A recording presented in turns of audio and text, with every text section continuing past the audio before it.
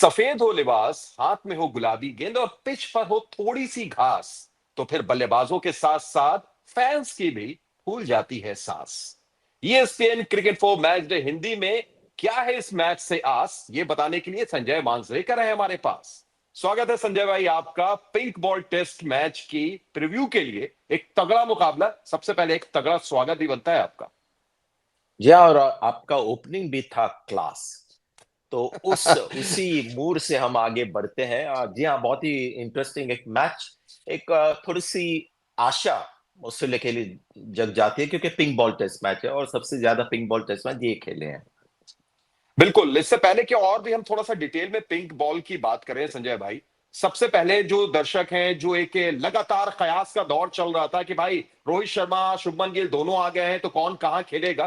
रोहित शर्मा ने सारी चीजों पर खुद ही विराम लगा दिया और कहा कि राहुल और जायसवाल जैसे अच्छा कर रहे हैं, जैसे उन्होंने 201 की साझेदारी निभाई थी वैसा ही ओपनिंग करेंगे, मैं मिडिल ऑर्डर में कहीं पर आऊंगा।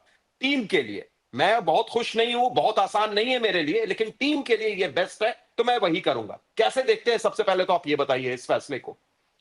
सबसे पहले ये कहना चाहिए कि ESPN क्रिक इन्फो पे हमने ये बात छेड़ी थी दूसरे या तीसरे दिन पर टेस्ट मैच के, जब हमने देखा कि KL राहुल और यशस्वी जायसवाल की जोड़ी बन रही है। और तब भी कहा था कि अगर down the order Rohit Sharma खेले तो ऐसे नहीं कि ये नई बात होगी उनके लिए। लेकिन रोहित शर्मा जिस तरह का उनका नेचर है, स्वभाव है, वो बिल्कुल साफ नजर आता है। और ये हमने बात छेड़ी क्योंकि लग रहा था कि रोहित शर्मा जो टीम के लिए सही है वही चीज करेंगे। और जिस तरह का फॉर्म इन दोनों का है, फॉर्म से ज्यादा मैं कहूंगा जिस तरह का आत्मविश्वास एज ओपनर्स है, वो आत्मविश्वास को ब्रेक करना और वो फॉर्म को ब्रेक करना एक सही रणनीति नहीं होती। और देखते हैं नंबर 3 पर अगर रोहित शर्मा खेले, वो भी एक बुरी चीज नहीं होगी, क्योंकि शुभमन गिल पहला मैच खेल रहा है। अगर वो डाउन दी ऑर्डर खेले या रोहित शर्मा भी नंबर 5 पे खेले टेल एंडर्स के साथ, अगर मौका आए तो बहुत ही एक खतरनाक बल्लेबाज हो सकते हैं। तो बहुत ही अच्छा एक क्रिकेटिंग डिसीजन। और बहुत अच्छा लगता है जब क्रिकेट के बारे में सोचकर ऐसी बड़ी बड़ी डिसीजन लिए जाते हैं। बिल्कुल, और संजय भाई अगर जिस हिसाब से आपने जो बातें कही कि क्या वो नंबर 3 पर भी आ सकते हैं, क्या नंबर 5 पर भी आ सकते हैं, हालांकि उन्होंने खुद प्रेस कॉन्फ्रेंस में भी कहा कि कहीं खेलूंगा मिडिल ऑर्डर में, नंबर उन्होंने बताया नहीं, इसलिए ये थोड़े से जो संभावनाएं हैं वो आगे बढ़ रही हैं। पर मेरा सवाल आपसे ये कि अभी तक जो हमने रोहित शर्मा को रिसेंट फॉर्म, मैं ज्यादा पीछे नहीं जाऊंगा, हालिया फॉर्म पिछली 10 पारी को अगर आप देखें जिसमें सिर्फ 133 रन आए हैं, हाईएस्ट स्कोर 52 का है, ऐसा लगता है कि शायद सीमिंग बॉल जब होती है तो वहां पर वो थोड़ा सा फंसते हैं, जो हमने कैनबरा में भी देखा जब वो स्लिप में आउट हुए अभ्यास मैच में। तो क्या उनके लिए भी बेहतर होगा कि वो थोड़ा नीचे ही आए, 5 या 6 पर आए? देखिए, न्यू बॉल के खिलाफ 3-4 साल पहले उन्होंने मास्टरी पाई थी जब ओपन किया इंग्लैंड में, और जिमी एंडरसन जैसे तगड़े गेंदबाज के विरुद्ध बहुत अच्छा खेले मूविंग बॉल को। लेकिन इतना उसके बाद T20 world cup, 2023 50 overs world cup, white ball cricket के बाद शायद वो जो उनका एक मंत्र था बल्लेबाजी का, वो थोड़ा बिगड़ गया। इसलिए हमने देखा न्यूजीलैंड के खिलाफ भी घरेलू पिचेस पर स्विंग उनको तंग कर रही थी। तो वो भी सोचकर अगर आप देखें तो ये बहुत ही अच्छा निर्णय है। थोड़ा रोहित शर्मा को भी अ, थोड़ा सा रिलीफ मिल जाएगा कि जाके सीधा न्यू बॉल नहीं खेलना है। अगर 5 नंबर पे खेलते हैं तो फिर और भी आसान हो जाता है, क्योंकि ये पिंक बॉल सॉफ्ट होने में थोड़ा वक्त लेता है व्हाइट बॉल से, या रेड बॉल से, माफ कीजिए।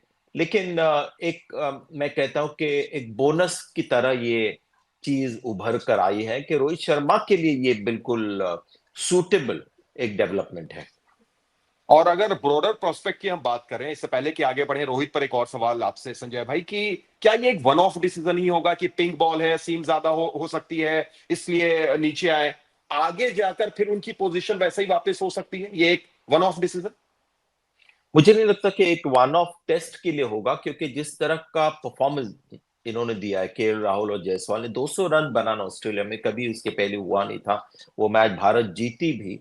तो ये उसके ऊपर निर्भर होगा कि KL राहुल कैसा खेलते। KL राहुल की एक हिस्ट्री है कि अपना फॉर्म ज्यादा कैरी नहीं करते, अगर कैरी करे तो बहुत अच्छा है। और रोहित शर्मा किस तरह से 5 नंबर पे खेलते हैं। लेकिन मुझे नहीं लगता कि केवल एक मैच के लिए ये डिसीजन होगा, क्योंकि कामगिरी जो इनकी थी, KL राहुल और जायसवाल की ओपनिंग जोड़ी की इतनी बढ़िया थी कि केवल एक टेस्ट मैच नहीं होगा। तो मुझे लगता है 2 टेस्ट मैच तो ये बैटिंग ऑर्डर यही रहेगा। इस पर शायद मुझे लगता है कि इस पर ही जोर होगा फिलहाल। और अगर प्लेइंग 11 की तरफ हम देखें तो सीधा सीधा जुरेल और पडिक्कल बाहर जाएंगे रोहित और शुभमन गिल के लिए, या इसके अलावा कोई और चेंज भी आप देख रहे हैं? मुझे नहीं लगता कि पिंक बॉल है तो ग्लॉसी ज्यादा है तो स्पिनर्स के लिए ऐसे नहीं होता कि बहुत अच्छा एक क्या बोलते हैं वातावरण हो या अच्छे कंडीशन हो जहां पर आपको एक और स्पिनर चाहिए, क्योंकि दो दिग्गज स्पिनर्स बाहर बैठे हैं। तो मैं समझता हूँ बॉलिंग अटैक में कोई बदलाव नहीं होगा, और बल्लेबाजी में जो आपने जिक्र किया वही दो बदलाव होंगे। एक चीज जो पूछी गई रोहित शर्मा से प्रेस कॉन्फ्रेंस में कि वाशिंगटन सुंदर क्या खेलेंगे, क्या अश्विन और जाडेजा जो आपस में 800 से ज्यादा विकेट ले चुके हैं, जिसका अंदाजा और जो बात नेथन लायन ने भी कही थी कि ताजुब होता है कि कैसे ये दोनों बाहर बैठे हैं। तो रोहित ने इसका जवाब दिया संजय भाई कि बहुत मुश्किल होता है, बहुत बड़ा डिसीजन और भारी डिसीजन होता है कि इन जैसे दिग्गजों को बाहर करना। यानी कहीं ना कहीं उन्होंने हिंट दे ही दिया है कि इस मैच में भी सुंदर के साथ ही वो शायद जाएंगे, अभी इंतजार करना पड़ जाएगा अश्विन और जाडेजा को। जी हाँ, क्योंकि मैच जीती भारत और ऐसे लग रहा था कि दो स्पिनर्स की कोई जरूरत नहीं है। वॉशिंगटन सुंदर की बल्लेबाजी थोड़ी काम में आई और अंत में उन्होंने दो विकेट निकाले। तो ये बिल्कुल सही संतुलन है, और कहीं ना कहीं मुझे लगता है T20 का प्रभाव हम देख रहे हैं, और थोड़ा माहौल भारतीय क्रिकेट की संस्कृति है वो भी थोड़ी सी बदल रही है कि अगर क्रिकेटिंग लॉजिक या मैच जीतने के लिए क्या सही कॉम्बिनेशन है, अगर वो आपको ट्राई करना है तो फिर पास में ज्यादा ना जाए, स्टैचर प्लेयर का ना देखे। तो लगता है कि इस टीम मैनेजमेंट का ये फोकस होगा। और अगर मेजबानों की थोड़ी सी बात की जाए तो उनके लिए एक एडिलेड की अगर बात करें तो ये भी एक गढ़ सा है। 7 मुकाबले डे नाइट मुकाबले यहां पर खेले गए हैं और सातों में उनको जीत मिली है। 12 डे नाइट मुकाबले में सिर्फ एक हारे हैं, और वो भी गैबा में वेस्टइंडीज के खिलाफ हारे थे।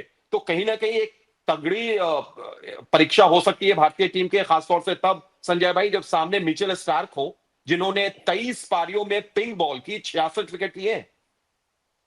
ये है ट्रैक रिकॉर्ड, ये है पास्ट, यानी भूतपूर्व ये सब रिकॉर्ड है। अगर आज की तारीख में आप फॉर्म देखें तो बल्लेबाजों का फॉर्म तो बिल्कुल खराब है।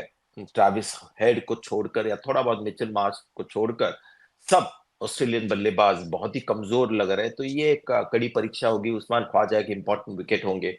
तो ये जी हाँ, पास में अच्छा रिकॉर्ड है जहां पर ट्रेविस हेड ने रन बनाया, डेविड वार्नर ने, लाबुशेन सब ने, लेकिन इनका फॉर्म ठीक नहीं चल रहा। तो मुझे नहीं लगता कि क्योंकि इनका रिकॉर्ड पिछले टाइम बहुत बढ़िया था, ये माहौल ही कुछ अलग है। एक तो ऑस्ट्रेलियन बल्लेबाजी कमजोर है, ऊपर से बुमराह लेड जो इंडियन सीम अटैक है इतना बढ़िया लग रहा है, और बुमराह सिंगल हैंडेडली जिस तरह से परेशान कर रहे हो ऑस्ट्रेलियन बल्लेबाजों को, तो वो जो पास्ट है वो पास्ट ही है।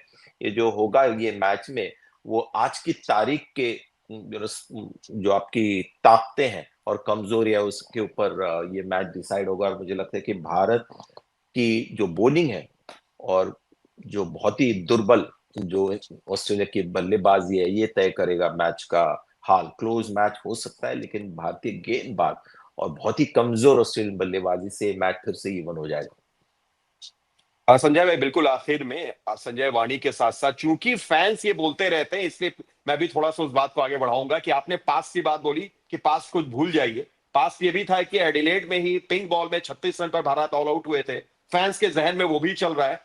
आप क्या कहते हैं, क्या इस बार वो बदला भी भारत पूरा करेगा, 2-0 से सीरीज में आगे होगा, या 1-1 से स्क्वायर की तरफ भी हो सकती है सीरीज? देखिए, हमेशा मुश्किल होता है प्रेडिक्ट करना, और मैं बार बार इसी प्लेटफॉर्म पे कह चुका हूं कि पिछले 2-3 साल तक थोड़ा बहुत आप प्रेडिक्ट कर सकते थे टेस्ट क्रिकेट को, क्योंकि 5 दिन का खेल है और जो इतिहास क्रिकेट का रहा है उसके ऊपर। लेकिन जिस तरह से टेस्ट क्रिकेट बदला है पिछले 2-3 सालों में, हमने देखा है दिग्गज टीमें, नंबर 1 टीमें 36 में ऑल आउट होती है लेकिन अगला मैच जाके जीतती है। तो आजकल तो बहुत ही मुश्किल है। तो अगर फैंस चाहते हैं कोई प्रेडिक्शन मेरे से मिले तो मैं कहूंगा कि कुछ भी हो सकता है, और ये मैं सेफ रहने के लिए नहीं कर रहा हूं, क्योंकि टेस्ट क्रिकेट बहुत ही जल्दी से बदल रहा है कि बहुत मुश्किल होता है। जिन्होंने अब तक टेस्ट क्रिकेट देखा उसके ऊपर वो एक्सपीरियंस से आप कोई भी संजय वाणी दे। बिल्कुल, और क्रिकेट इसीलिए अनिश्चितताओं का खेल कहा जाता है, तो आप भी हमारे साथ लगातार जुड़िए। इस मैच के दौरान थैंक यू। संजय मांजरेकर हमारे साथ मौजूद रहेंगे, हर दिन के एनालिसिस के साथ। फिलहाल संजय भाई बहुत-बहुत शुक्रिया आपका जुड़ने के लिए। आप देख रहे थे thank you. ESPN Cricinfo match day Hindi.